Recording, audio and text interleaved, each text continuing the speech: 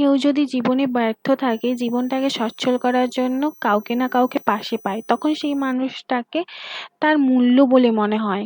কিন্তু যখন সে আস্তে আস্তে পেতে থাকে, তখন সেই মানুষটাকে তার মূল্যহীন বলে মনে হয়। সকালবেলা ঘুম থেকে উঠে ফ্রেশ হয়ে মশারিটাকে আগে খুলে দিয়েছি, মেয়েও উঠে পড়েছিল। এদিকে রান্নাঘরে বাসনগুলো তুলে দিয়ে এসে চলে এলাম সয়াবিন কিনতে দোকানে। সয়াবিন আমাদের বাড়িতে সচরাচর খাওয়া হয় না, আজকের খেতে মন হলো। তারপর ভাতে ডিম সিদ্ধ বসিয়ে দিয়েছিলাম, এদিকে শাক সিদ্ধ বসালাম। ভাত হয়ে যেতে ডাল সিদ্ধ বসিয়ে দিয়ে এসে এদিকে ইডলি বড়া খেলাম, ভাই নিয়ে এসেছিল দোকান থেকে। আর এদিকে মা সবজি কেটে দিয়েছিল, পটল আলু সয়াবিন দিয়ে তরকারি করব। আর এদিকে আমের চাটনিটা আগে করে নিচ্ছি।